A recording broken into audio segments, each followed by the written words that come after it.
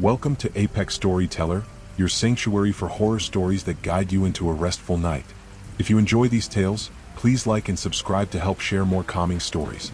Drop a comment letting me know where you're tuning in from and what time it is for you. Now settle in, close your eyes, and let's embark on this relaxing journey together.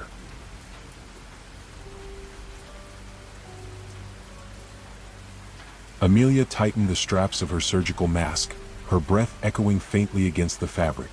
The fluorescent lights of the hospital flickered slightly, the way they always seem to in the night shift. She glanced at the clock, 2:43 a.m. Another hour until her rounds. The halls were unnaturally quiet even for this time of night, and the usual murmur of distant machines felt muted. "Can you check room 306? Her colleague whispered hurriedly, her face pale. They've been pressing the call button, but no one's there. Amelia frowned. Room 306 had been unoccupied for weeks, ever since the last patient was found lying in the hallway outside it, eyes wide open, mouth frozen in a silent scream. She grabbed her clipboard and turned toward the dim hallway. The further she walked, the colder the air became. The shadows seemed longer here, the flickering lights casting shapes that didn't make sense. Then she heard it, a faint, raspy whisper calling her name, "Amelia?" Amelia stood frozen in the dim hallway, her grip tightening on the clipboard. The whisper echoed again, soft yet deliberate, as if it came from just over her shoulder. "Amelia?" Her heart raced, the sound of her own name sending shivers down her spine. She spun around quickly, but the hallway behind her was empty, its cold, sterile silence mocking her growing unease. She swallowed hard, telling herself it was just her imagination. The long shifts at La Esperanza Hospital in Mexico City often played tricks on the mind. Room 306 loomed ahead, its door slightly ajar. The dim light from inside spilled out onto the hallway floor in jagged, uneven lines, as though reluctant to escape the room. She hesitated, her instinct screaming to turn back. But protocol was protocol. Unoccupied or not, someone, or something, had pressed the call button. She reached the door and pushed it open slowly.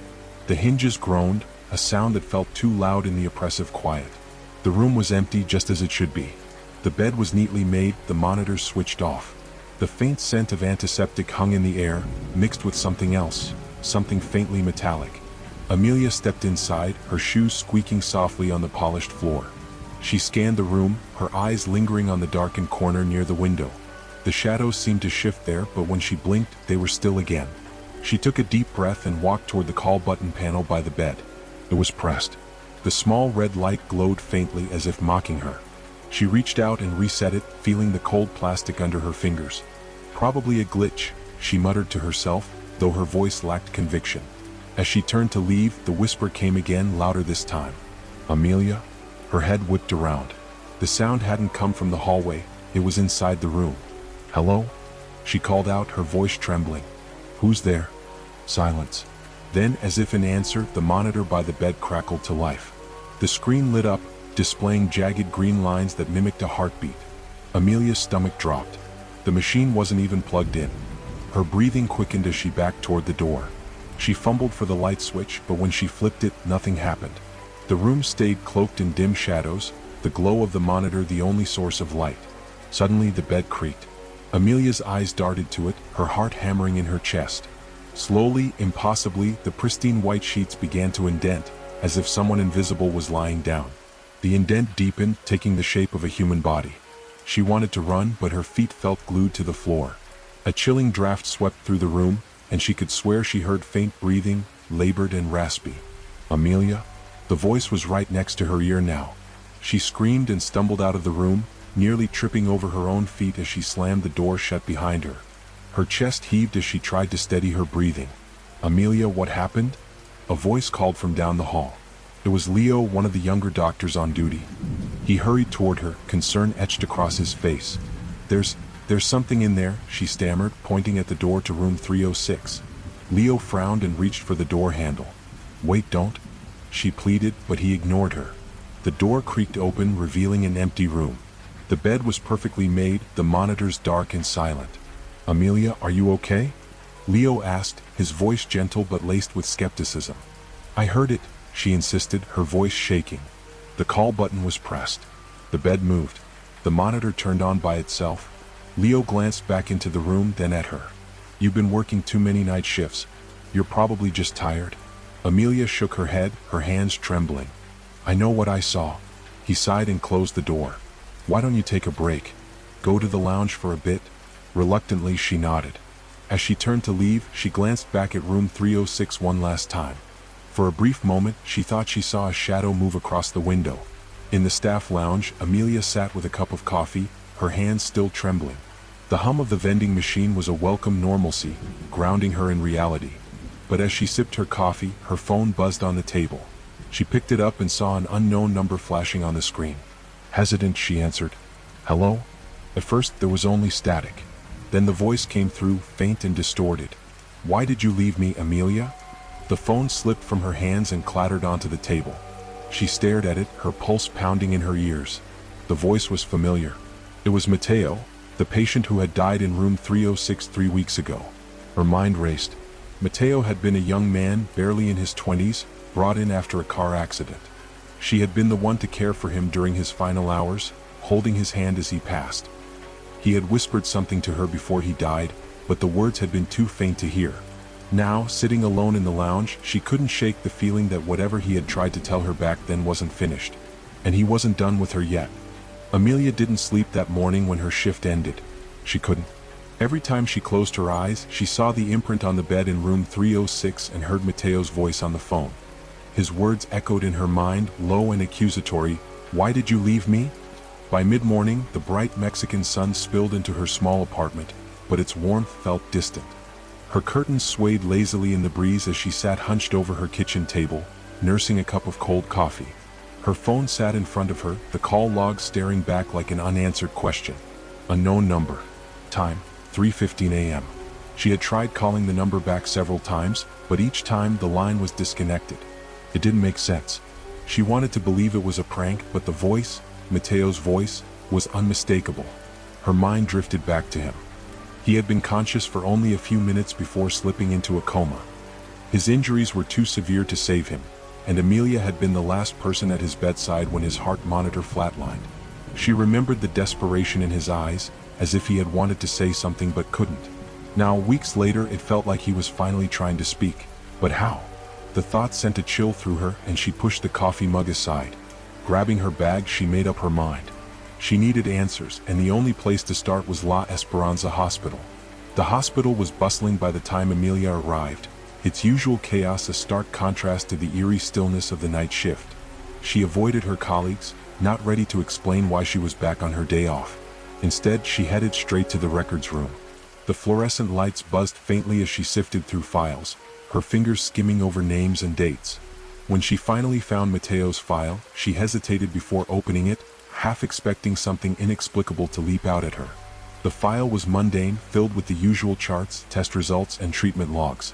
But one detail caught her attention: a handwritten note in the margin of the attending physician's report. Read. Patient repeatedly murmured about the watcher before slipping into a coma. Amelia's heart skipped a beat. The watcher? She didn't recall hearing anything about that during Mateo's stay. She flipped through the file again and noticed something odd. The final page, detailing the events leading up to his death, was missing. A torn edge suggested it had been removed recently. The door creaked behind her and she jumped, clutching the file to her chest. Amelia? It was Elijah, the hospital's janitor, who always worked the late shifts. His lined face bore a look of concern. What are you doing in here? He asked, his voice low. She hesitated. I needed to check something about a patient. Mateo, from room 306. Elijah's expression darkened. He glanced at the door, then stepped inside, closing it softly behind him. You should leave it alone, he said quietly. What do you mean? Amelia asked, her pulse quickening. Elijah sighed and leaned against the filing cabinet. I've worked here for over 20 years, and room 306, it's cursed. Cursed? She echoed, trying to keep the skepticism out of her voice. He nodded gravely. Strange things happen there. Patients complain about shadows watching them, whispers in the night. Some don't survive, and those who do, they don't leave the same. The staff knows to stay away, but they don't talk about it. Management doesn't want the rumors getting out. Amelia's hands tightened around the file. But why? What's causing it? Elijah shook his head. No one knows. But there's a story from years ago before my time. They say a man died in that room, an orderly. He was obsessed with a nurse here. When she rejected him, he took his own life. right there in 306. Since then, people say his spirit lingers, watching, waiting. Amelia felt a knot tighten in her stomach. The idea of a vengeful spirit sounded absurd, but the events of the past night made her question everything. Did Mateo ever mention anything about the Watcher? She asked. Elijah's eyes widened. That name hasn't come up in years. But if Mateo said it, you need to be careful. Whatever's in that room doesn't like to be disturbed. That evening, Amelia found herself standing outside room 306 again. The hallway was quiet now, the hum of the fluorescent lights the only sound. Her hand hovered over the door handle, her heart pounding. She didn't want to go inside, but she had to know. Pushing the door open, she stepped into the dim room. The bed was empty, the sheets still tucked neatly. But the air felt heavy, suffocatingly so. Mateo, she whispered, her voice barely audible. If you're here, what do you want me to know? The monitor by the bed flickered on, its green lines erratic. Amelia's breath caught in her throat as the temperature in the room plummeted. Then she saw it, a figure in the corner by the window. Tall and thin, its outline barely visible against the shadows. Its face was obscured, but its presence was undeniable. Amelia's legs felt like lead, but she managed to whisper, "Who are you?" The figure didn't move, but a voice filled the room. It wasn't Mateo's, it was deeper, colder, and filled with malice. "You left him to die," it said. Amelia's knees buckled, and she gripped the bed for support. "No, I didn't, he was beyond saving." The figure stepped closer, its features still hidden. "You failed him, just like the others." The lights flickered violently, and Amelia felt something icy graze her arm. She screamed and bolted from the room, slamming the door shut behind her. Her chest heaved as she leaned against the wall, tears streaming down her face. She didn't know what was happening, but one thing was clear. Mateo's death wasn't the end. Something, or someone, wanted her to uncover the truth. Amelia barely slept the next night, her thoughts consumed by the figure in room 306 and the cryptic accusation it had hurled at her. She knew the hospital had secrets, but this was something far darker than she had imagined. She couldn't shake the feeling that she was being drawn into something she wasn't prepared to face. By the time her shift began, her exhaustion was overshadowed by a gnawing curiosity. If Mateo had whispered about the Watcher before he died, maybe someone else had seen or experienced the same thing. Maybe there were answers buried in the hospital's walls. Her first stop was the archives, a cramped, dusty room in the basement where decades of handwritten records were stored. The air was damp, and the single overhead bulb flickered as she unlocked the door and stepped inside. The shelves stretched endlessly, packed with binders and yellowed papers. It would take hours to find anything useful, but Amelia was determined. She started with the oldest files, her fingers brushing over brittle paper as she scanned for anything related to room 306. After nearly 2 hours, she found it, a report from 1979.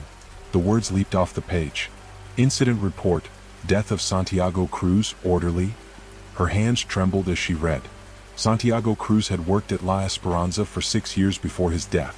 According to the report, he had been found hanging in room 306 after an altercation with a nurse who had rejected his advances. The official cause of death was suicide, but the details were chilling. The report mentioned strange occurrences leading up to his death. Patients complaining of cold spots, staff hearing footsteps in empty hallways, and unexplained shadows seen in the room. Amelia's pulse quickened. Santiago Cruz wasn't just another tragic figure. He was the beginning. She flipped through the pages, her breath catching when she found a witness statement from the nurse he had been obsessed with. "I warned the staff about him.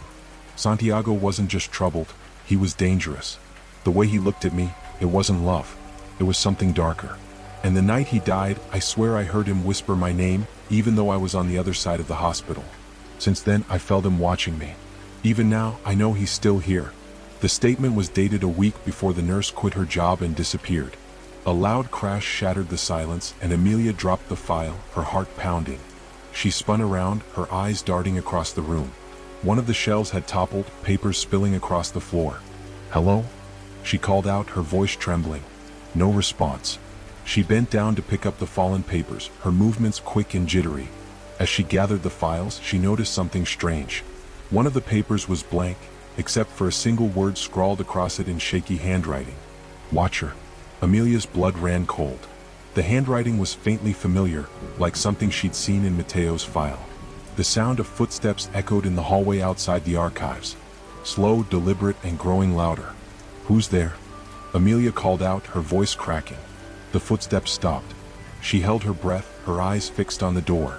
The silence was deafening, and for a moment she thought she was imagining things. But then the light in the room flickered violently, plunging her into near darkness. Her phone buzzed in her pocket, startling her. She pulled it out, her hands shaking, and saw another call from the unknown number. Against her better judgment, she answered. "Hello?" The static was louder this time, crackling and hissing like a bad connection. Then the voice came through, faint but unmistakable.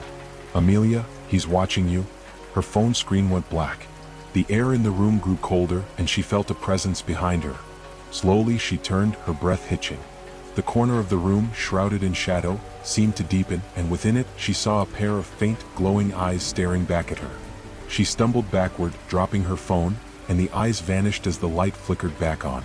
Amelia spent the rest of her shift in a haze, unable to shake the feeling that she was being followed. Every time she turned a corner, she expected to see those glowing eyes. But the halls remained empty, the hospital going about its usual routine. By the time her shift ended, she felt no closer to answers. Instead, she was left with more questions and a mounting sense of dread. That night, she sat at her kitchen table again, staring at the files she had taken from the archives. The story of Santiago Cruz felt like a puzzle piece, but it didn't explain everything. Why was Mateo involved? And who or what was the watcher? Her phone buzzed again, this time with a message. The sender was listed as unknown. The message was short. Room 306. Midnight. Amelia's stomach twisted. She didn't want to go back, but she knew she had no choice. If she wanted to end this, she had to face whatever was waiting for her. At exactly midnight, Amelia stood outside room 306, the hospital eerily quiet. She gripped a small flashlight tightly, its beam cutting through the darkness. The door creaked open as she pushed it, and she stepped inside, her heart hammering in her chest. The room was as she had left it, but the air felt different, heavier, colder. She shone the flashlight around, the beam landing on the bed, the walls, the corners. Nothing. Then the door slammed shut behind her. She whipped around, but the door wouldn't budge. Her flashlight flickered, the beam growing weaker. And then she saw it. The figure from the night before, standing in the corner, its form more distinct now. It was tall, with long, bony limbs and a face obscured by darkness. Its glowing eyes locked onto hers, and she felt an overwhelming sense of dread. "You left him to die," it said again, its voice a low growl. "I didn't," she cried, backing away. "I tried to help him." The figure moved closer, its presence suffocating. "You think this is about Mateo?" it hissed. "It's not. You've seen me, and now you're mine." Amelia's back hit the wall, and she squeezed her eyes shut, bracing for the worst. But instead of an attack, she felt the cold air vanish. When she opened her eyes, the room was empty. The only sound was her own ragged breathing. But she knew this wasn't over. Whatever the watcher was, it wasn't finished with her yet. Amelia's hands trembled as she gripped the steering wheel, her knuckles white in the dim glow of her car's dashboard. She had left La Esperanza Hospital in a daze, the chilling encounter in room 306 replaying in her mind like a broken record. She had faced patients coding on the table, emergencies that required nerves of steel, but nothing had prepared her for this. A dark, malevolent force singling her out. As her car idled in front of her apartment, the nagging thought returned. This isn't just about Mateo. It's about me. But why? The question lingered, unanswered, as she climbed the stairs to her unit. Inside, her apartment felt different, colder, quieter, as if the walls themselves were holding their breath. She checked the locks twice, drew the curtains tight, and left the lights on. On the table, Mateo's file sat open, the handwritten note about the watcher staring back at her like an accusation. She rubbed her temples, trying to make sense of it all. The glowing eyes, the hissing voice, the cryptic messages, it all pointed to something deeply personal, but what? Then her phone buzzed. She jumped, her pulse spiking as she saw the screen light up. Another text from the unknown sender. "Check your past. You know where to look." Her stomach churned. The words felt like a knife twisting in her gut, dredging up memories she had tried to bury. She wanted to ignore the message, but a gnawing curiosity compelled her to follow the trail. Amelia found herself back in her childhood home an hour later. It was a modest house on the outskirts of the city, long abandoned after her mother's death. The air smelled of mildew and dust, and the creaking floorboards groaned under her hesitant steps. The memories came flooding back, her mother's soft humming as she prepared dinner, the way she'd tuck Amelia in at night, whispering stories to chase away the nightmares. But there was another memory too, darker, murkier. one she had spent years trying to forget. As she reached the living room, she noticed something strange. The old bookshelf by the fireplace had been pushed aside, revealing a hidden compartment in the wall. It wasn't there before, or was it? Her hands trembled as she pried open the small door, revealing a dusty box. Inside were stacks of photographs, newspaper clippings, and a worn leather journal. She flipped through the journal, her breath catching as she read the entries. It was her mother's handwriting. I felt him watching me again. The shadows in the corner move when they shouldn't. He doesn't want me to leave. He doesn't want me to forget. The entries became more frantic as the pages went on, detailing her mother's growing paranoia and the strange occurrences in the house. I tried to protect her, but he's angry. He's always angry. He says she belongs to him. He says she'll never escape. Amelia's heart sank as the realization hit her like a freight train. Her mother had known about the Watcher. The last entry was dated the day before her mother's death. He told me it's her turn now. Amelia, I'm sorry. Back in her apartment, Amelia sat on the floor, the journal clutched tightly in her hands. The clock ticked past 2 a.m., but she couldn't sleep. Her mother had been haunted by the Watcher too, and now it was her turn. Her phone buzzed again, jolting her from her thoughts. It's time. Room 306. Bring the truth with you. The truth. Did it mean the journal? She didn't want to go back to the hospital, but she felt like she had no choice. Every instinct screamed at her to run, to burn the journal and leave this nightmare behind. But the pull was too strong. The hospital was eerily quiet when she arrived. Her footsteps echoed in the empty hallways as she made her way to room 306, the journal tucked under her arm. The door was slightly ajar, and the lights inside flickered ominously. As she stepped inside, the temperature plummeted. Her breath came out in visible puffs, and she clutched the journal tighter. Okay, she whispered, her voice shaky. I'm here. What do you want? The room seemed to breathe, the shadows pulsing and shifting. Then, slowly, the figure emerged from the corner, its glowing eyes locking onto hers. You brought it, it said, its voice a low growl that seemed to vibrate through her bones. Amelia held up the journal. Is this what you want? The figure didn't answer. Instead, it raised a long skeletal hand and pointed to the bed. Confused, she turned to look. The bed was no longer empty. A figure lay there, motionless, covered by a white sheet. Her stomach dropped as she recognized the shape beneath it. It was her own. No, she whispered, backing away. No, this isn't real. The figure moved closer, its presence suffocating. You've been marked since birth. You were never meant to escape. Tears streamed down her face as she tried to make sense of the words. Why me? What do you want from me? The figure tilted its head as if considering her question. Then, in a voice that chilled her to the core, it said, Because you're the last. The shadows in the room surged forward, engulfing her. The journal slipped from her hands as she screamed, the world around her dissolving into darkness. Amelia woke up in her apartment, drenched in sweat.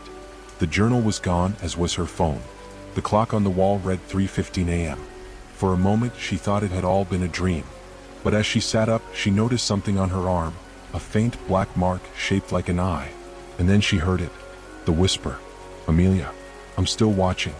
The mark on Amelia's arm burned, not physically but with a weight that made her feel like she was sinking into the floor. She sat frozen on the edge of her bed, staring at the faint black eye etched into her skin.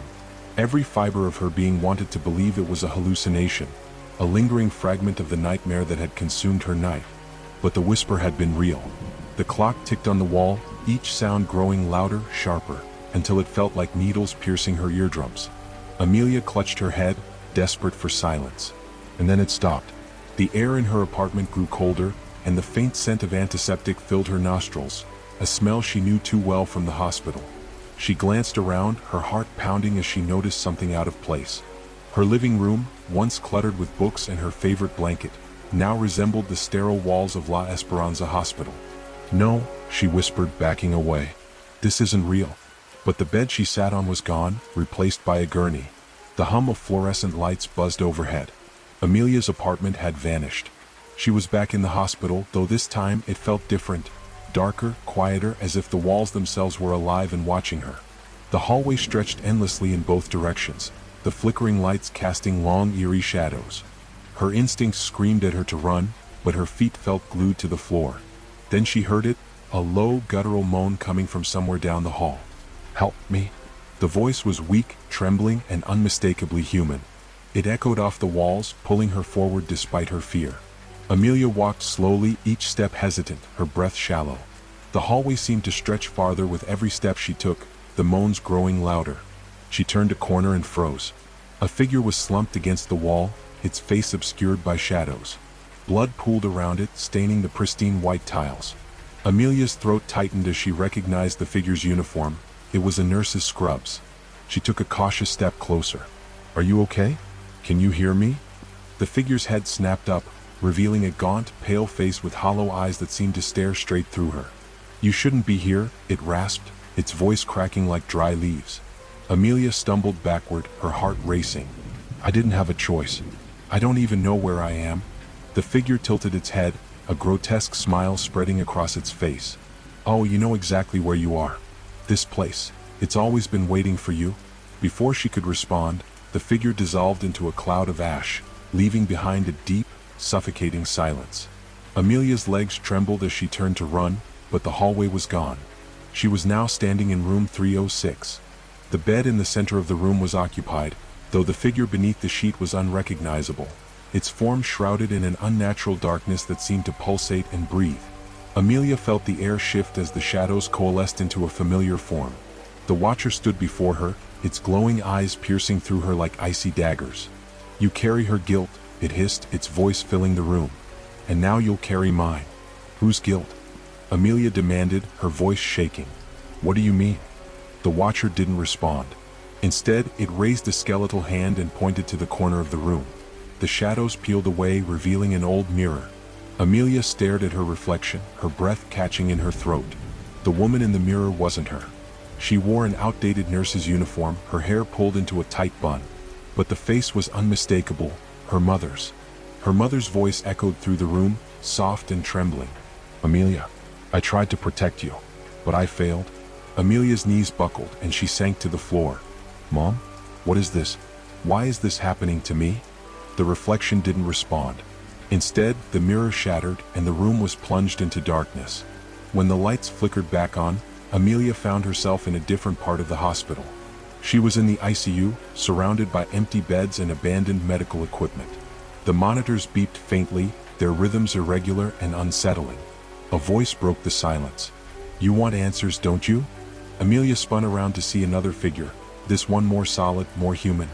It was a man in a doctor's coat, his face obscured by the dim light. "Who are you?" she asked, her voice trembling.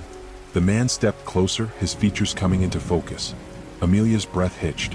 It was Dr. Salazar, one of the senior doctors at La Esperanza. But his eyes were wrong, empty, black voids that seemed to suck the light out of the room. "I'm here to show you the truth," he said, his voice calm yet unnervingly cold. "The truth about what? About why you're here. About why we're all here." He gestured to the beds, and Amelia's stomach churned as she realized they weren't empty anymore. Each bed was occupied by a patient, their faces contorted in agony, their bodies twisted in unnatural angles. "These are the ones who came before you," Dr. Salazar said. "The ones who couldn't escape." "Escape what?" "The Watcher," he said simply. "It feeds on guilt, on fear, on secrets. And you're the perfect host." Amelia shook her head, tears streaming down her face. "No, I didn't do anything wrong. I don't have any secrets." Dr. Salazar's expression darkened. "Don't you?" The room shifted again, and Amelia found herself in an operating theater. She stood frozen as a scene played out before her, a younger version of herself standing over a patient, her hands covered in blood. The monitors around her screamed warnings, but the younger Amelia ignored them, her focus elsewhere. "No," Amelia whispered, backing away. "That's not me. That's not real." But it was real. She remembered it now, an emergency surgery that had gone horribly wrong. The patient had died on her table, and she had buried the memory deep, convincing herself it wasn't her fault. The Watcher's voice echoed in her mind. "You can't hide from me, Amelia. I see everything." The operating room dissolved, and she was back in room 306. The Watcher loomed over her, its skeletal hands reaching out. Amelia screamed as the shadows engulfed her, pulling her into a darkness so complete it felt like she was being swallowed whole. Amelia's scream echoed into the void as the darkness consumed her. The sensation wasn't just physical. It was as though her memories, her very identity, were unraveling strand by strand. She clawed at the air, desperate for something solid to hold on to, but but there was only emptiness. Then, just as suddenly as it began, the darkness released her. She found herself lying on a cold, hard surface. Her breaths came in short, ragged gasps as she blinked against the harsh light above her. The room was stark white, clinical, and unfamiliar. It wasn't La Esperanza, or at least not the part of it she recognized. A steady beep filled the silence, drawing her attention to the monitor beside her.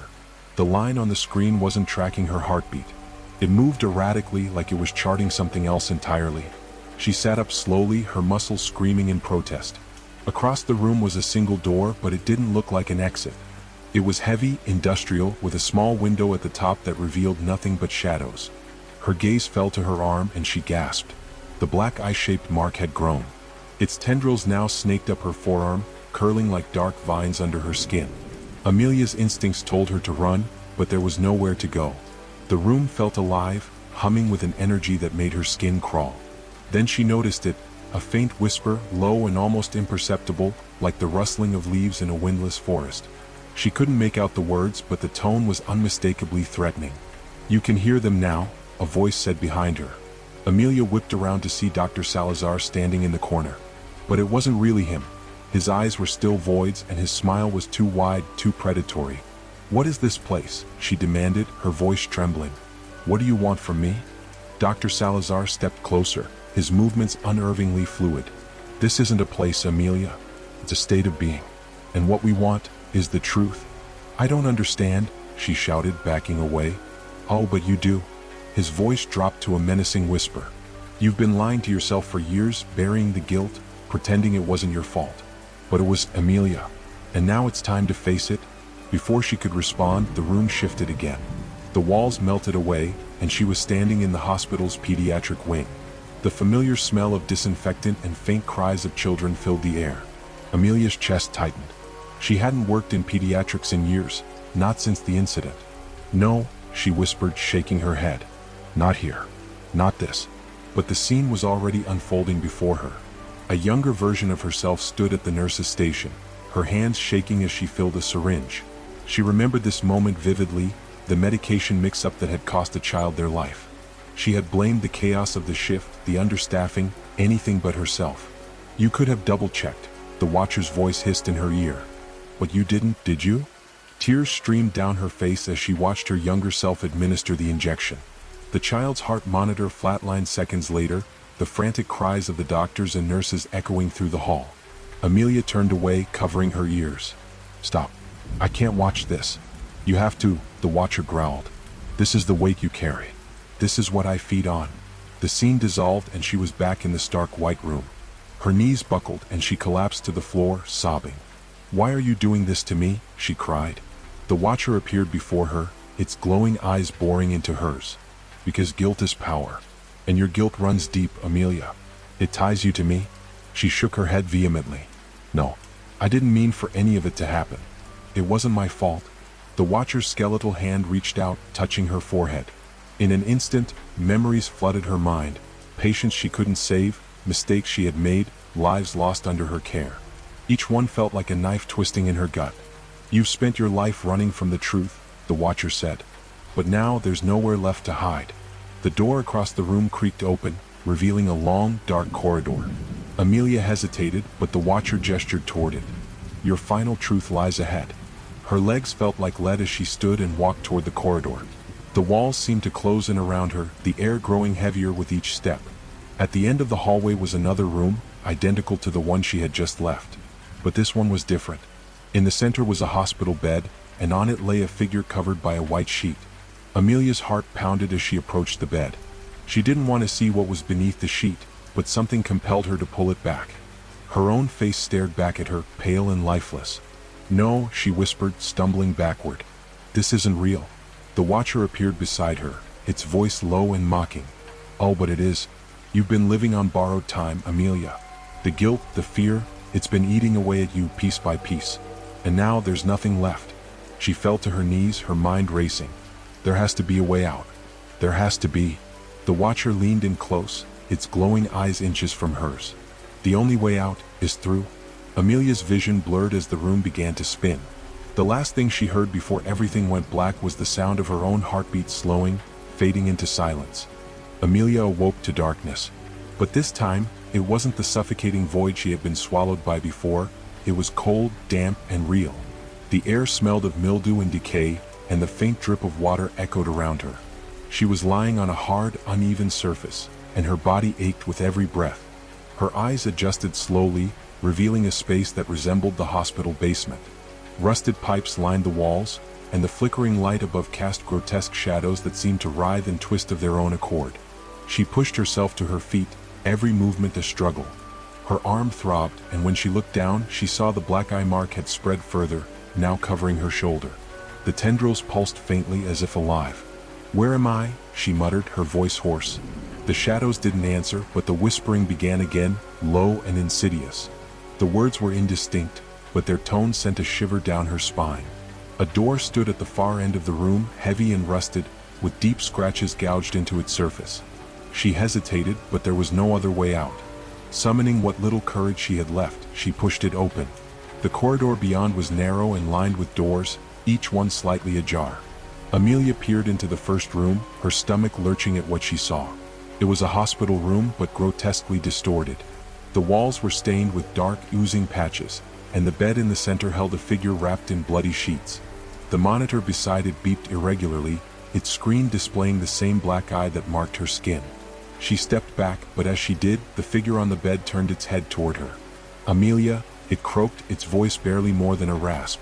She stumbled away, nearly tripping over her own feet. The whispers grew louder, urging her forward, deeper into the corridor. The second room was worse. It mirrored the operating theater from her past, with a patient lying on the table. The younger version of herself stood over the body, her hands trembling as she held a scalpel. Blood pooled on the floor, spreading outward like a living thing. "You remember this, don't you?" The watcher's voice echoed from everywhere and nowhere. "This wasn't my fault," she whispered, clutching her head. "I tried to save them." "You didn't try hard enough," the voice hissed. "You were careless. And now they haunt you." The patient's lifeless eyes snapped open, and a blood-curdling scream filled the room. Amelia bolted down the corridor, her heart pounding so hard it felt like it would burst. The hallway seemed endless, and the doors blurred together, each one hiding another ghost from her past. The faces of patients she had failed stared back at her, their accusations ringing in her ears. "You let us die. You didn't care enough. This is your penance." Finally, she reached the end of the corridor. A massive, ornate door loomed before her, carved with intricate patterns that seemed to shift and writhe under her gaze. The black eye symbol was etched into its center, pulsing with a sickly glow. She hesitated, her hand hovering over the handle. "You have no choice," the watcher's voice said, softer this time, almost gentle. Taking a deep breath, she pushed the door open. The room beyond was vast and cavernous, its walls disappearing into darkness. In the center stood a single figure, draped in shadows. The watcher. Its skeletal frame was larger now, towering over her, its glowing eyes burning with intensity. Around it swirled countless faces, distorted and wailing, their cries filling the air. Amelia stepped forward, her legs trembling. "Why are you doing this to me?" The watcher tilted its head, studying her. "I don't do this to you, Amelia. You do this to yourself. I am merely the reflection of your guilt, your fear, your secrets. You called me here." "That's not true," she shouted. "I've tried to move on. I've tried to be better. But you've never forgiven yourself," it replied. "And until you do, I will always be here." The faces around the watcher grew louder, their cries overlapping until they were a deafening cacophony. Amelia fell to her knees, covering her ears. "What do you want from me?" she screamed. The watcher extended a hand, its long, skeletal fingers pointing toward her chest. "You," it said simply. The tendrils of black on her arm began to writhe, spreading faster now, engulfing her neck, her chest. She could feel them tightening, pulling her toward the watcher. "No," she cried, fighting against the pull. "I won't let you take me. You already belong to me," it hissed. In a desperate act, Amelia reached for the scalpel she hadn't realized she was holding. She raised it to her arm, where the black eye mark pulsated. "If you're a part of me, then I'll cut you out," she snarled. The watcher's eyes narrowed. "You think you can escape me? I am every mistake you've ever made. I am every life you've taken. You cannot exist without me." Amelia ignored its words and plunged the scalpel into her arm. Pain shot through her, white-hot and blinding, but she didn't stop. She dragged the blade across her skin, carving out the mark. The watcher screamed, its form flickering like a dying flame. The tendrils around her body loosened, and the faces in the air began to fade. "You can't destroy me," it growled, its voice weakening. Amelia gritted her teeth, tears streaming down her face. "Maybe not, but I can take away your power." With one final slash, the mark was gone. The Watcher let out a final, piercing scream before collapsing into a cloud of ash. The room dissolved around her, and she was plunged into darkness once more. When Amelia opened her eyes, she was back in her apartment. The light of dawn streamed through the window, and the black eye mark was gone from her arm. She sat up, her body trembling, but for the first time in years she felt free. The voices were gone. The weight on her chest had lifted. But as she stood and walked to the window, she caught her reflection in the glass. Her own eyes stared back at her, but for a brief moment they glowed faintly like the Watcher's. And then they were normal again. Was it truly over? Or had she simply given the Watcher a new place to hide? Imagine working deep in a forest, far away from any help, when everything you know begins to twist around you. The trees, once familiar, start to seem alive, like they're watching, listening. Strange noises echo through the darkness, shadows stretch unnaturally long, and your mind begins to question what's real. But when you and your best friend are alone, miles away from anyone, can you trust your own senses? What happens when the forest itself becomes a nightmare? Tonight, everything will change for Henry and Watson. And what they discover will haunt them forever. Henry and Watson had always found comfort in each other's company. They'd grown up in the same small town, spent countless summer afternoons in the woods, and shared enough stories to fill a book. But nothing could prepare them for the isolation they were about to face in the dense forest that surrounded their temporary home. It all started simply enough. The local lumber company had offered them a job clearing trees, and with summer stretching out in front of them, they saw it as the perfect opportunity to make some quick money. The company provided a cabin deep in the forest, miles away from the nearest town. At first, it sounded like an adventure. A week or two in the wilderness, earning cash while living off the land. But it didn't take long for the woods to reveal its darker side. The first day on the job was typical.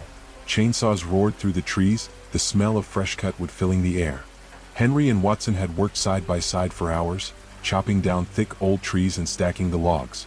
By the time the sun dipped behind the hills, they were exhausted and ready for a quiet evening at the cabin. But that night something was off. The cabin creaked and groaned as if the wood itself was settling into a deep slumber. Henry and Watson didn't think much of it at first.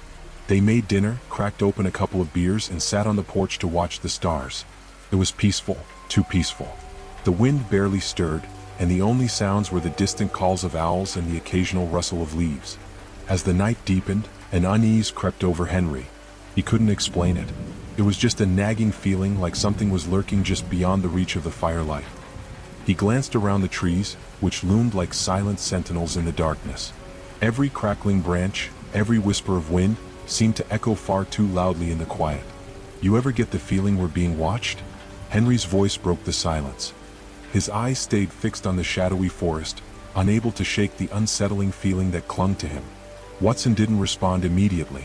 He was fiddling with the flashlight, tapping it in an attempt to get it to work properly.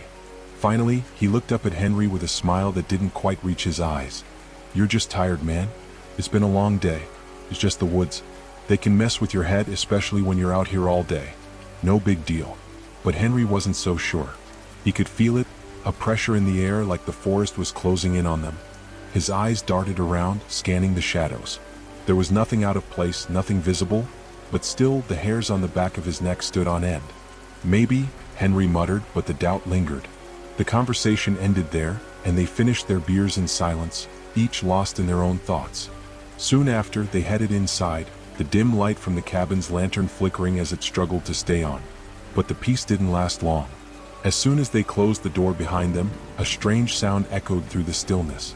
It was faint at first, like a soft thudding noise, almost like footsteps, but the ground around the cabin was soft, covered with layers of fallen leaves.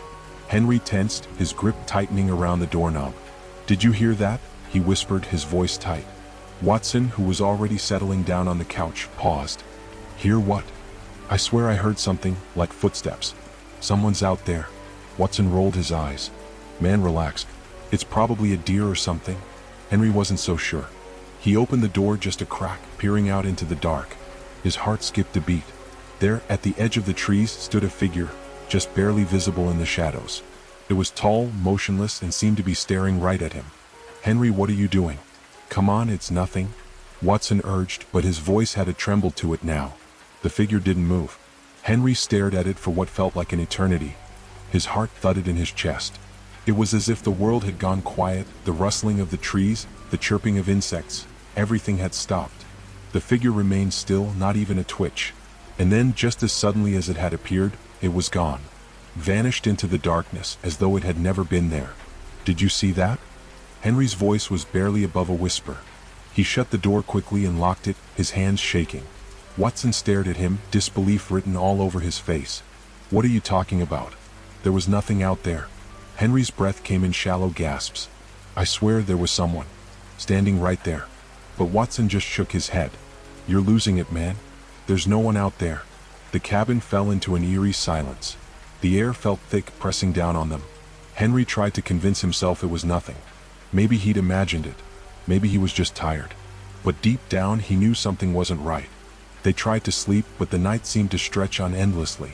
Every creak of the cabin, every rustle of leaves outside, made Henry's skin crawl. The hours passed in a restless blur. Watson eventually drifted off, snoring lightly, but Henry stayed awake, eyes wide open in the darkness. He kept hearing the sound, the faint thudding, almost like someone walking just beyond the cabin's walls. But every time he tried to look, there was nothing. The next morning they went about their work like nothing had happened. The sun was up, the birds were singing, and the forest once again seemed peaceful. But as the day wore on, things only grew stranger. Every time Henry turned his back, he felt like something was there, just out of sight. Sometimes he would catch a flash of movement in the corner of his vision. But when he looked, there was nothing. By the time they finished for the day and returned to the cabin, both boys were on edge. Watson was quieter than usual, his face pale, as if he too had started to feel the shift in the atmosphere. They ate quickly, neither one of them speaking much.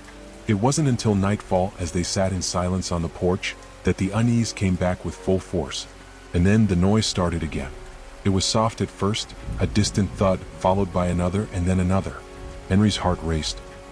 He looked at Watson, whose eyes were wide, his breath coming in shallow gasps. "There's something out there," Henry said, his voice barely above a whisper. Watson nodded, slowly, as if he too was starting to believe it. "We need to leave. We need to get out of here." But as they turned to gather their things, the door slammed shut with a force that rattled the entire cabin. The windows began to rattle, and the sound of something scraping against the walls echoed from outside. It was too late to run. The air inside the cabin was thick with a cold that hadn't been there before. Henry's hands trembled as he fumbled with the lantern, trying to get it to light. It flickered, casting long, ominous shadows against the walls, but it wasn't enough to push away the darkness that seemed to crawl into every corner of the room. Watson stood by the door, his eyes darting to the windows every few seconds, watching for movement outside. His hands were clenched into fists at his sides, his jaw tight. "What the hell was that?" Watson whispered, his voice shaking. "Did you see that thing? That figure out there?" Henry didn't answer right away. His heart was pounding in his chest and his mind was racing. He had no idea what he had seen, or if he had seen anything at all. But the feeling of being watched, of something lurking just beyond the walls of the cabin, was too real to ignore. "We're not imagining this, right?" Henry asked, his voice hoarse. Watson didn't respond immediately. He just stared at the door, his body tense as though he were waiting for something to happen. It was when Henry turned back to look at the room that he saw it, something in the corner of his eye, shifting just beyond the reach of the lantern's light. It was quick, like a shadow moving against the wall, but when he focused, it was gone. "Did you see that?" Henry's voice was barely above a whisper. He tried to sound calm, but the words caught in his throat. Watson turned sharply, his eyes wide, but there was nothing. Just the empty room, the walls closing in around them. "We need to leave now," Watson said, his voice desperate. Henry didn't need any convincing. The cabin felt like a prison, the walls closing in with every passing second. They grabbed their gear, ready to bolt, but before they could reach the door, the air seemed to shift. The temperature dropped, and the once still night became charged with an energy that felt wrong. It was then they heard it again, the scraping sound. It was faint, like nails on wood, but unmistakable. It was coming from the walls. Slowly at first, as though someone was dragging something heavy across the surface of the cabin. The sound sent chills down Henry's spine, his breath catching in his throat. Watson's eyes widened with panic. "What the hell is that?" Henry looked toward the wall from where the noise was coming. The room felt too small, the space closing in on them. He swallowed hard. There was no rational explanation. Nothing could make a sound like that, nothing except something unnatural. Then it stopped. A long, unbearable silence followed. The air felt suffocating, the stillness oppressive. Henry and Watson stood frozen, not daring to speak, as if any sound would break the fragile illusion of safety. And then, without warning, a loud bang. The door rattled on its hinges as though someone, or something, was slamming into it from the outside. Henry jumped, his heart nearly leaping out of his chest. Watson's breath came out in shallow gasps as he rushed to the door, his hand trembling on the handle. "It's not safe here," Watson muttered, his voice barely audible. Before Henry could respond, the door swung open with a force that sent them both stumbling backward. But when they looked outside, there was no one there. No figure, no movement. Just the thick, oppressive darkness of the forest. Henry's mind raced. Something wasn't right. No one could have opened that door. It had been locked. No one could be out there. Could there? Then, from the corner of his eye, he saw it. A movement. But this time, it wasn't in the distance. It was right in front of him, standing just beyond the threshold of the open door. A shadow that seemed to stretch unnaturally long, its shape no longer human. A twisted, jagged figure like something from a nightmare. Its face, if it had one, was obscured as though the very air around it warped and shifted. It was standing there, waiting, watching them. Henry's breath hitched in his throat. His body froze, unable to move, unable to look away. "Watson," he whispered hoarsely, but Watson was already backing away, his face pale, his eyes wide with fear. He turned to run, but the moment his foot left the floor, the door slammed shut with a deafening crash. The room shook with the force, and the lights flickered violently, casting strange shadows that danced around them. Henry's chest tightened. Panic surged through him. There was no escape. The door was locked, and the windows were covered in dust and grime, impossible to see through. There was nowhere to go. The walls seemed to breathe now, rising and falling like a living thing. The temperature dropped even further, and Henry could see his breath puffing out in front of him. The air was thick with a feeling he couldn't describe, like the forest itself was watching them, like something out there wanted them to stay. He could hear the whispering now, soft at first like a murmur just at the edge of his hearing. But as the minutes passed, the whispering grew louder, more distinct, until it was a constant barrage of voices, all speaking at once. Words he couldn't understand, sharp and dissonant, scraping at his mind. His head throbbed, his vision blurred, and he clutched his skull in an attempt to block out the sound. Watson was on the ground now, his knees shaking, his face pale and drenched with sweat. He had his hands over his ears, trying to block out the voices, but it was useless. "We have to get out," Watson gasped, his eyes wide with terror. "We have to leave right now?" Henry couldn't respond. His own mind felt like it was unraveling. The voices were getting louder, the shadows longer, the pressure on his chest unbearable. He felt like he was suffocating, like the walls of the cabin were closing in on him, tightening with every breath. And then the whisper stopped. In an instant, the silence was deafening. It was too quiet. The air felt empty, hollow, as if everything had been sucked out of the room. Henry's heart hammered in his chest as he looked around, his eyes searching the dark corners of the cabin. Suddenly, the door to the cabin swung open once again. But this time there was no wind. There was no force behind it. It simply opened, on its own. And standing there in the doorway was the figure. It didn't move. It didn't speak. It simply stood there, its distorted form outlined in the faint light from the lantern, waiting. Henry's mind screamed at him to run, but his body wouldn't obey. He was rooted to the spot, paralyzed by fear. Watson had already backed into the corner, his face white as a sheet. He was crying now, unable to stop the tears that streamed down his face. "Henry, what do we do? What do we do?" The figure took a step forward. This chapter continues to build the psychological horror, with strange occurrences escalating, and the boys feeling increasingly trapped. The presence in the forest grows stronger, and the tension between reality and fear intensifies as the boys face something beyond explanation. The figure stood motionless in the doorway, its presence like an unnatural weight pressing down on the room. It was tall, too tall, and twisted as if its form was stretched beyond human proportions. Its outline was blurry, its edges shifting in and out of focus like a mirage. The faint glow of the lantern cast sickly shadows across the room, making it appear as though the walls themselves were breathing, pulsing with the rhythm of the thing standing in the doorway. Henry's heart hammered in his chest, every beat louder than the last. His legs felt heavy, unwilling to move. The figure didn't make a sound. It didn't speak, just stared. Watson, trembling, pressed his back to the wall, eyes wide with fear, his breath coming in short, frantic gasps. What is it? What the hell is that thing? Henry, I can't do this anymore. Henry couldn't tear his gaze away from the door. His throat was dry, his body frozen in place. Every instinct screamed at him to run, to get out of the cabin, but his legs wouldn't respond. The silence was suffocating, stretching out, each second like an eternity. The figure took another step forward. It was slow, deliberate, and Henry felt the air around him grow colder with each movement it made. He wanted to scream, to shout, to do anything, but the fear that gripped him was paralyzing. He could feel Watson's terrified eyes on him, but he couldn't bring himself to look away from the doorway. There was something in those shadows, something so wrong that Henry couldn't process it. And then, just as suddenly as it had appeared, the figure stopped moving. It was as if it had reached some invisible boundary, a barrier it could not cross.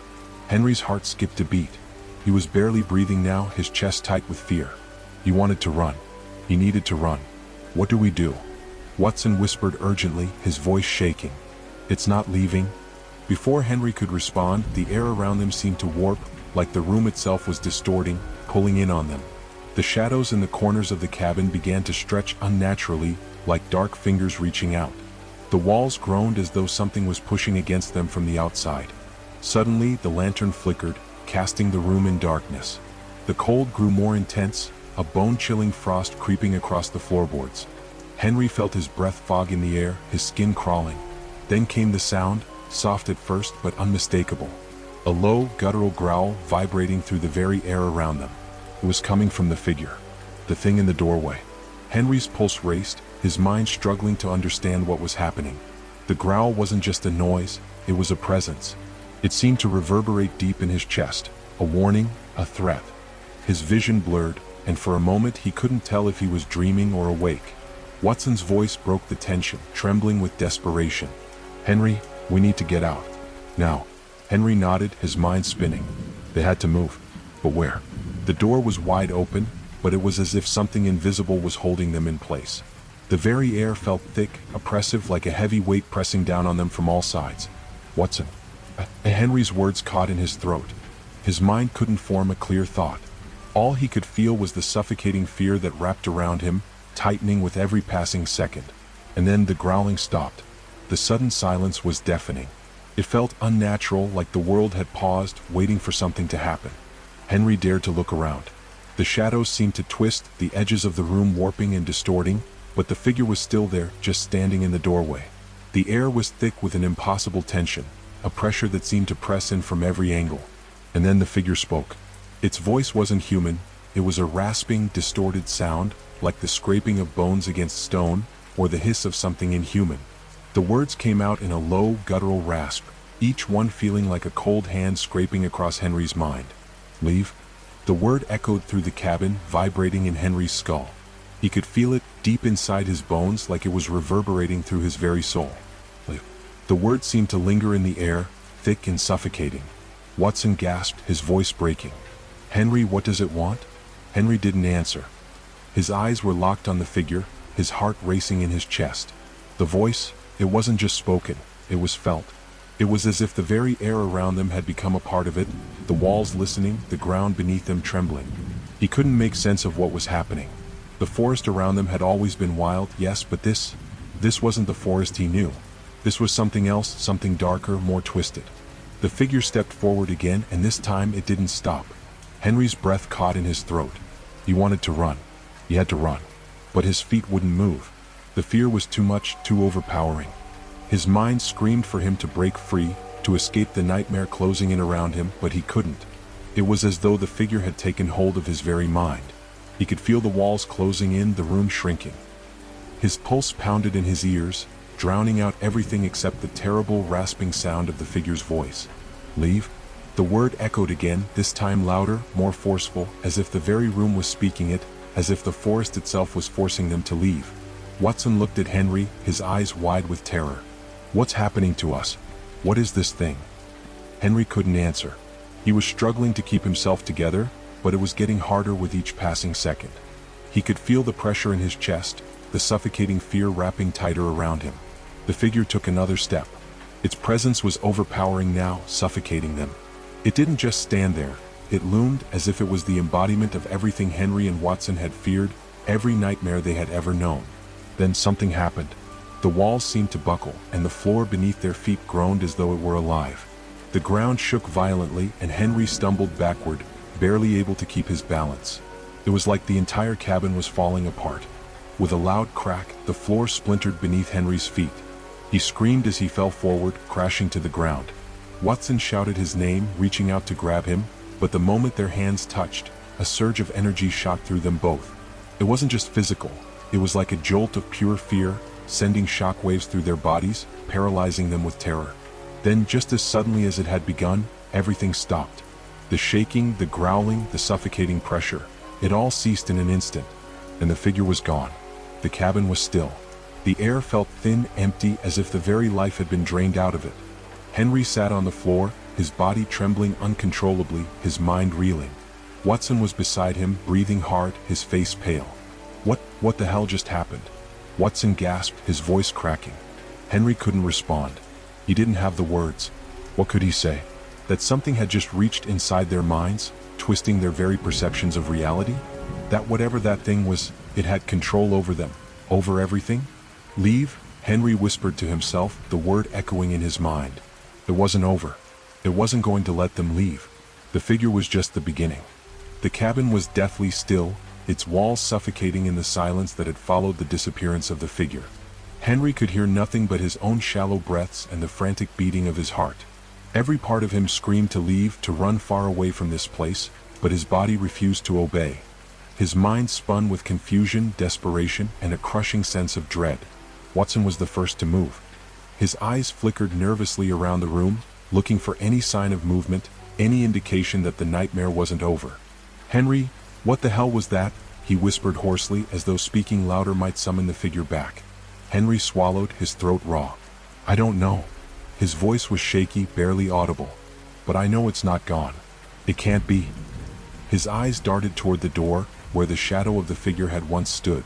It was empty now, but Henry didn't feel the weight lift from his chest. The air was colder, the darkness thicker.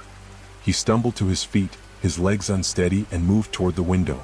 Outside, the forest stretched out like a mass of writhing blackness, the trees bending and shifting as though they were alive. The moon was barely visible, a faint sliver of silver hanging in the sky, offering no comfort, no clarity. What now? Watson's voice cracked, pulling Henry's attention away from the window. His friend's eyes were wide with fear, and his face was pale, drained of any color. Henry opened his mouth to respond, but before he could speak, a strange sound interrupted him. A soft, almost inaudible whisper, coming from the farthest corner of the cabin. It wasn't a voice, not like a person speaking. It was something else. Something distant, cold, and insistent. Henry froze. The whispering continued, growing louder, clearer. He couldn't make out the words, but the tone was unmistakable, dark, ancient, and filled with malice. It wasn't just coming from one direction. It seemed to be coming from all around them, echoing off the walls, the floor, the ceiling. Watson's eyes went wide. Henry, do you hear that? He whispered, panic creeping into his voice. Henry nodded slowly, his stomach churning. We need to leave. Now. But as soon as the words left his mouth, something changed. The temperature in the room plummeted, and Henry could see his breath fogging in the cold air. The shadows in the corners of the cabin seemed to stretch toward them, their edges darkening, pulsating like they were alive. The walls groaned again, louder this time, as though something was pressing against them from the outside. The whispering grew louder, clearer. Words began to take shape in the darkness, though the voices sounded warped, twisted, like 1,000 tortured souls whispering at once. It's not over. The words reverberated through Henry's skull, vibrating in his very bones. He staggered back, his heart racing, the fear suffocating him. Watson's hand gripped his arm, but it wasn't reassuring. It felt like a lifeline that was slowly being ripped away. Henry. I can't do this anymore, Watson said, his voice trembling. We have to get out of here. Now. But Henry couldn't move. The whispering was unbearable now, wrapping around his mind, squeezing at his thoughts. His feet felt like they were glued to the floor. His body wouldn't respond. Suddenly, the door slammed shut with a deafening bang, and the lantern flickered out, plunging them into darkness. The room was suffocating, the air thick with an oppressive weight. Henry could hear the sound of the floorboards creaking under the pressure of something unseen. A shadow moved in the dark. Henry spun around, his breath catching in his throat. He couldn't see it clearly, but it was there, something moving, something huge, its form shifting in the blackness. He could feel it, its presence was suffocating like a pressure on his chest. And then he heard it. A voice, low and raspy, like the scraping of metal against stone. Leave? The word echoed through the room, sending a shock of cold terror down Henry's spine. But it wasn't the same voice as before. This was something else, something more horrible. The sound twisted his thoughts, unraveling his mind piece by piece. His legs wobbled and he collapsed to the floor. Watson let out a strangled cry, backing away. But it was too late. The shadows surged forward, thick and impenetrable, engulfing them both. Henry's breath came in ragged gasps as the darkness seemed to swallow everything in sight. And then the whispers returned. It knows you. Henry's body froze at the sound of those words. His mind reeled, trying to understand. The figure, the growling, the voice, it wasn't just tormenting them. It knew them. It knew everything about them. Everything they had done, everything they feared. He scrambled to his feet, but before he could move, the darkness around them seemed to solidify, forming into something alive. The shadows twisted and writhed, and suddenly, a grotesque face emerged from the blackness, distorted, unnatural. Its eyes were like hollow voids, consuming everything they looked upon. Its mouth opened, revealing jagged teeth that seemed too large, too sharp for any human form. Henry screamed. But the scream was lost in the horrible sound of the thing's voice, which slithered through the room like a serpent. Leave now, or become one with the shadows. Watson was sobbing now, his back against the wall, his hands covering his face. He was shaking uncontrollably. Henry, we have to get out. Please, we have to leave. Henry's breath was ragged, his heart hammering in his chest. He knew that there was no escaping it, no way out. Whatever this thing was, it was holding them here, trapping them in this cabin, suffocating them with its presence. The shadows seemed to close and even tighter, their whispering now more frantic, louder, more urgent. It's too late. Suddenly, a cold wind howled through the cracks in the walls, sending a shiver down Henry's spine. He could feel the very ground beneath him shifting. The whispers were deafening now, almost drowning out his thoughts. And then, in the blink of an eye, the floor beneath him gave way. Henry screamed as he fell, his hands desperately grabbing at the edge of the ground, but there was nothing to hold on to. He fell through darkness into a deep, endless abyss. And then everything went silent. The last thing Henry felt was the sharp, biting cold, as if the very life had been sucked from his body. And then, there was nothing.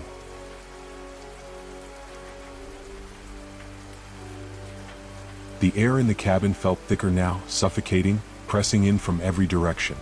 The shadows, no longer just mere darkness, seemed to pulse with a life of their own, creeping and shifting as though they had intentions of their own. Henry tried to focus, tried to push through the terror that clung to him like a second skin, but every breath felt harder, the air heavy with the sense of something close, something wrong. Watson was still beside him, frozen, eyes wide, looking as though he were caught in some terrible trance. His hands shook as he clutched the edge of the wooden table, knuckles white from the pressure. He didn't speak, couldn't speak. Henry knew that feeling. The feeling of being caught in a nightmare, where words were trapped behind a wall of fear and helplessness. The cabin was unnaturally still. The wind, which had been howling just moments before, had stopped. It was a silence unlike any Henry had ever experienced, a quiet that felt like it was too deep, too thick. A silence that was unnatural, like the world had paused, like they were waiting for something to happen. And then came the first sound, a soft, scraping noise. At first, Henry thought it was the house settling, the usual creaks and groans of old wood in the cold. But this wasn't natural. This was something deliberate, slow, calculated. The sound seemed to be moving, circling around them like a predator preparing to strike. His eyes darted to the corners of the room, searching for any hint of movement, but there was nothing. Just shadows. The scraping continued, drawing nearer with every passing second. Henry could feel his heart pounding in his chest, each beat sending a shockwave of cold fear through his veins. His throat tightened and his mouth went dry. What was it?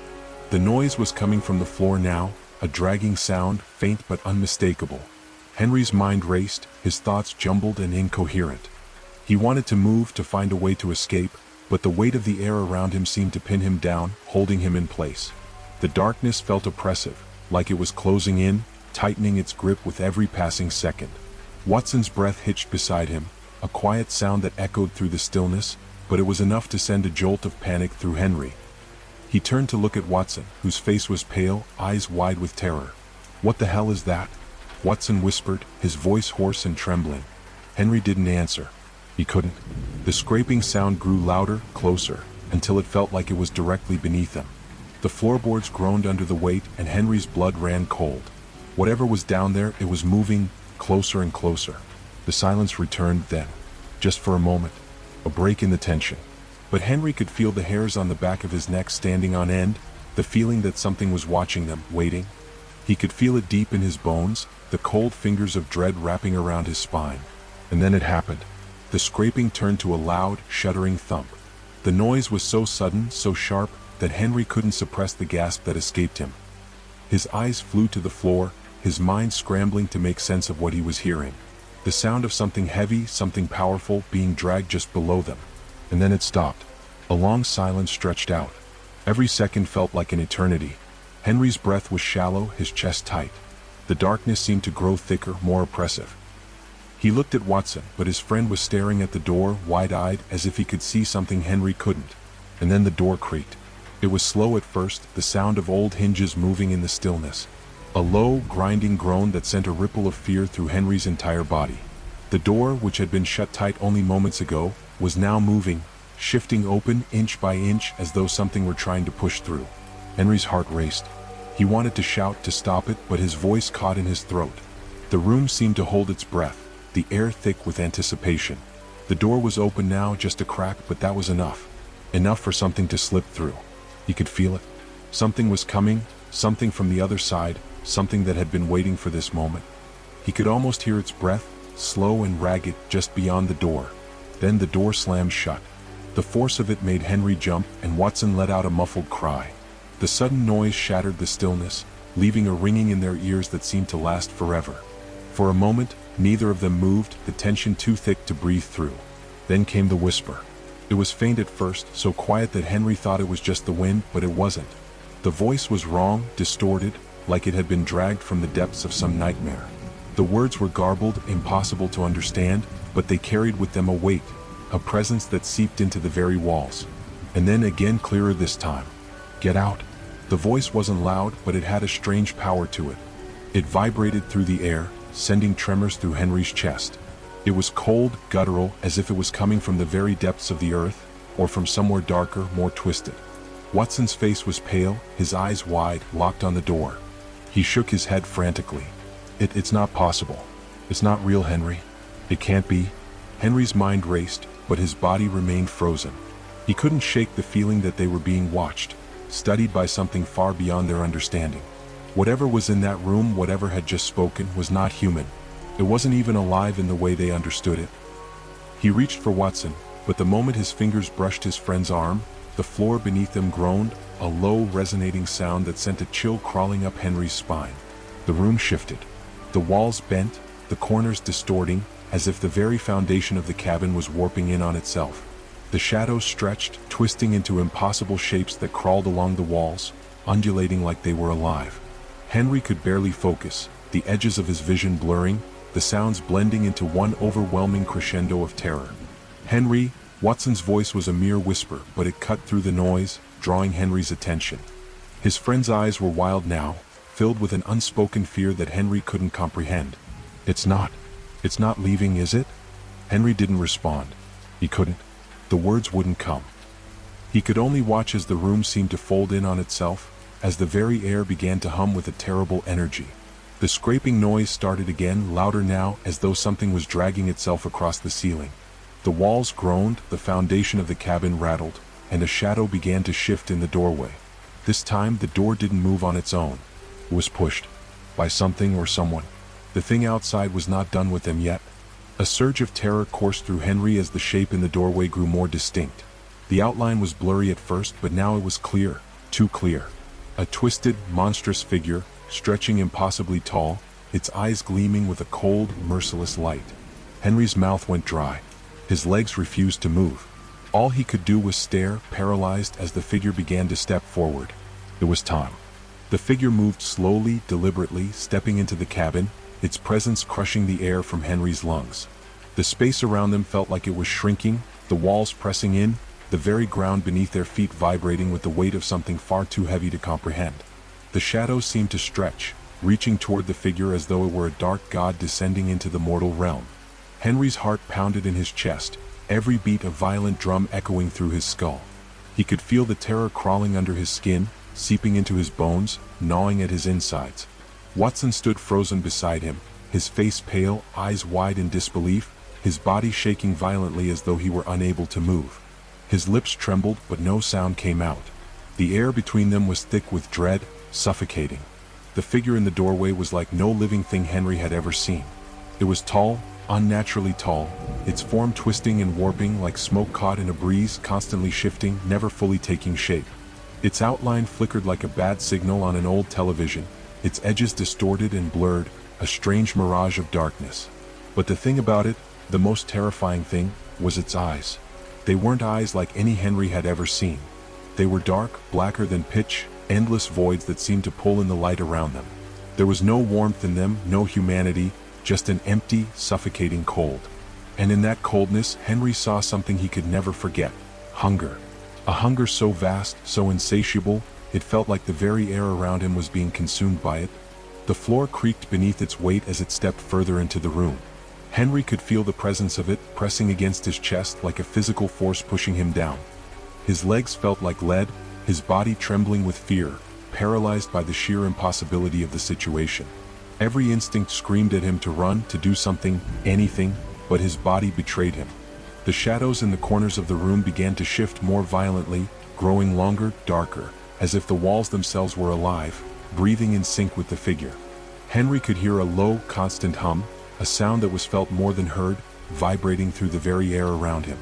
"Henry," Watson's voice broke the silence, strained, barely above a whisper. What do we do? What is that thing?" Henry couldn't answer. He didn't know. His mind was racing, trying to piece together some form of logic in the midst of this nightmare, but nothing made sense. This wasn't possible. No man, no creature, no thing could exist like this. It defied all reason, all understanding. The figure took another step, and Henry's chest tightened. He couldn't breathe. He could feel it drawing closer, the air growing colder with each movement, as though the temperature of the room was plummeting, sinking into a frozen abyss. "Leave," the voice rasped. It wasn't spoken, not in the way human words were, but felt, deep in Henry's bones, as though the very space around him had become a part of the thing. The sound vibrated in his chest, pulling him in, suffocating him, until he could feel his own breath freeze in his throat. "Leave," the voice repeated, louder this time, more insistent. It felt like a command, an order that left no room for debate. Henry could feel it pushing against his mind, forcing him to obey. The power of it, the sheer weight of the thing's will, was almost unbearable. His hands shook, his pulse thundered in his ears, and he wanted to scream, to shout, to fight, but his throat was tight with fear, and his limbs refused to obey. But the figure wasn't done. It moved closer still, its outline flickering like an illusory phantom, stretching farther than should be possible, until it was almost upon them. Its shape seemed to ripple with an unnatural fluidity, like a shadow trying to escape its own body. Henry could feel its presence pressing against him, suffocating him, as though it were not just in the room but inside his very mind. And then there it was again, an impossibly cold breath. A gust of wind so frigid it made his skin prickle. It came from the figure's direction, sweeping through the room with a violence that made the walls groan in protest.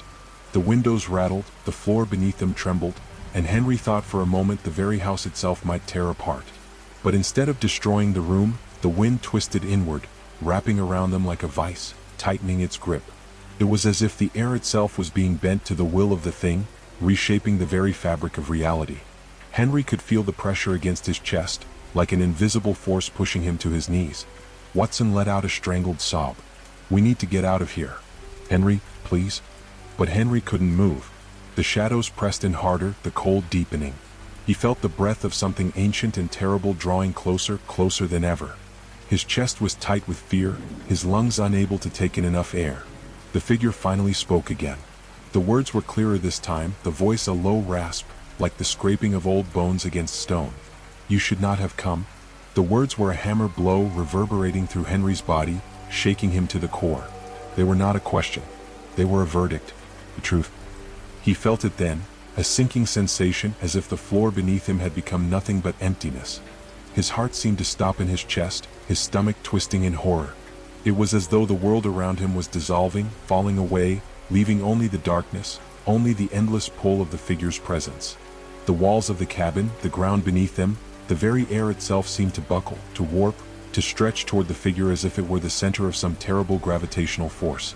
A sudden crash of glass shattered the air, and Henry's heart lurched in his chest. The windows, they had cracked open like something had just burst through from the outside, but it wasn't the wind, it wasn't the storm. The figure's presence was pulling at everything, tearing at the very fabric of the cabin. Henry's head swam. His vision blurred. The figure loomed closer, and the air grew heavier, thicker, until it was almost suffocating. The shadows reached out with claw-like tendrils, creeping along the walls, crawling along the floor, searching, waiting, as if the room itself was alive, hungry. And then, just as Henry thought he might be consumed by the darkness, a sudden, deafening noise split the air, a violent crack like the breaking of a great tree. The room lurched, and Henry fell backward, his hands scrambling against the floor, grasping for anything to hold on to. The force of the impact slammed him against the ground, and for a moment, everything went black. When his vision returned, the room was no longer the same. The cabin was warped, twisted, as though the very laws of physics had bent under the weight of whatever had been unleashed. The walls seemed to pulse with an unnatural rhythm, and the floor was cracked, as though something had torn through it from beneath. But the worst part, the thing that made Henry's stomach drop, was that the figure was no longer just standing in the doorway. It was inside, and it was looking directly at them. The moment stretched, an endless beat of silence, before the figure took another step forward. And then Henry felt it, the pull. The thing that had been waiting for them, the hunger that now filled the room like a living, breathing entity. They had nowhere to run. The door was gone. They were trapped, and the figure knew it. The room seemed to stretch in every direction, warping and distorting, as if the very fabric of reality had come undone. Henry's senses were flooded with a cacophony of sensations, shaking, the buzzing in his skull, the frigid air biting at his skin, but beneath it all was a single, undeniable truth. They were no longer alone in the cabin. The figure was inside now, standing just beyond arm's reach, its presence suffocating, its form flickering in and out of focus like a nightmare that couldn't quite materialize. The shadows had thickened, dark tendrils creeping along the floor, the walls, crawling toward the two men with an insatiable hunger. Henry couldn't move. His legs felt like lead, his arms as if they were made of stone. His mouth was dry, his thoughts muddled by fear. He wanted to scream, to shout, to beg for help, but the terror that had seized him was too powerful, too overwhelming. Every instinct screamed for him to flee, but the fear was so palpable, so tangible, that it had woven itself around him like a shackle, locking him in place. Watson was beside him, trembling violently. His eyes were wide, bloodshot, as though he were seeing something beyond the figure, something far worse, something deeper. His breath came in ragged gasps, his body shaking with the force of pure, unrelenting fear. The figure in the doorway, no, not in the doorway anymore, was silent now. It had stopped moving, but its presence loomed over them like a storm cloud ready to unleash its fury. Its eyes, those terrible empty black pits, fixed on them both as if it were seeing not just their bodies but their very souls. Henry could feel those eyes burrowing into him, tearing through every layer of his being. They were watching, waiting. "You shouldn't have come." The voice, no, not a voice but a presence, slithered into Henry's mind, wrapping around his thoughts, like fingers gripping his brain and twisting. It was as if the thing was not speaking with words, but with 1,000 unspoken truths. Truths that were too terrible to be spoken aloud, truths that would drive a man mad to even glimpse. The walls groaned, and the air itself seemed to ripple, as if the cabin was no longer part of the world they knew. The shadows pulled at the corners, not stretching anymore, but growing, moving toward them with purpose, crawling like insects. The darkness around them thickened, expanding like a living organism, as though it had been waiting, building itself in anticipation. Henry's chest tightened with a pressure that felt like it might split him in two. He tried to breathe, but the air was too thick, too cold. His pulse hammered in his ears, and the room seemed to shrink, the walls closing in on him like a tomb. A cold sweat coated his skin, his hands shaking uncontrollably as he reached out instinctively to grab hold of Watson. His friend's face was pale, his lips moving silently as though he were trying to speak, but nothing came out. And then the floor beneath them began to groan. It started as a low rumble, deep and menacing, a vibration that seemed to come from the very heart of the earth. It wasn't just the floor, it was the whole cabin, shaking, trembling, as though something vast and terrible was pressing against it from below. Henry felt the ground shift beneath his feet, the foundation of the cabin creaking, cracking. The walls buckled, distorting, bending in impossible ways, and the room itself seemed to bend toward the figure, like the world was warping to its will. Henry wanted to scream. He wanted to run, but there was nowhere to go. The door was gone, the windows shattered, the air too thick, too cold. And the figure, that thing, was getting closer. With a sudden jolt, the floor split open beneath them. The ground cracked wide, and Henry was falling through the earth itself, a void opening beneath him. The sensation was immediate, terrifying, as though the very laws of gravity had betrayed them. The cabin, the room, the world, they were no longer part of anything real. They were falling into nothingness. The air rushed around him in a violent torrent, his body weightless for a fraction of a second. He heard Watson scream, his voice echoing through the empty space as they plunged downward, deeper and deeper into the dark abyss. Then suddenly the fall stopped. There was no ground beneath them. No light. No sound. The world had ceased to exist. The blackness was all-consuming, an endless void that stretched in every direction, as if they had been swallowed whole by the earth. The silence was deafening, an absolute, suffocating quiet that pressed in from all sides, filling Henry's ears, filling his mind. And then, from the deep dark, a voice came, a voice that seemed to come from all around them, from within their very minds. "You are lost now." It was a simple statement, but it held more meaning than Henry could ever have understood. The room, the cabin, the woods, they were nothing. They had always been nothing. And now they were lost in something far worse, something so ancient and vast that the very concept of fear felt small in comparison. "Leave," the voice rasped again, this time closer, so close Henry could feel the breath of it on his skin, the words not spoken but felt, like a pulse in the depths of his mind. The force of the voice was overwhelming, a cold wave crashing over him, pressing in, suffocating him. Henry tried to move, tried to scream, but his body refused to obey. His limbs felt heavy, as though they were being weighed down by something impossible, something that drained him of life and will. The fear was inside him now. Every heartbeat was a hammer, a jarring pulse that sent shockwaves of terror through his body. Watson's voice cut through the suffocating silence. "Henry?" Henry turned to him, but the sight of his friend was wrong. Watson's face was distorted, his eyes wide and empty, his skin a sickly gray. His mouth was open, but no sound came out. Instead, a horrible wet noise filled the air, a guttural slithering sound that seemed to come from inside Watson, as though something was twisting and changing within him. And then, with a single horrifying motion, Watson's face melted. It wasn't like flesh burning or decaying, it was as if the very concept of a face was being undone. The skin warped, stretched, and then collapsed, falling away in jagged pieces like a mask ripped from a puppet. Behind it, there was nothing, nothing but the blackness, an empty void that stretched on forever. "No?" Henry whispered, his voice breaking. Watson's body fell forward, but it didn't hit the ground. It hovered in the void, its form shifting, twisting, as if the very substance of him was being torn apart by invisible hands. His body jerked, spasmed, and then split. The pieces scattered into the dark, absorbed into the void, leaving nothing behind. Henry was alone. The last thing he heard before everything went silent was the voice, distant yet everywhere. "You should never have come." And then there was nothing. No sound. No light. No cabin. No forest. No escape. Just the cold, empty darkness stretching forever. And the crushing weight of a horror that had no end.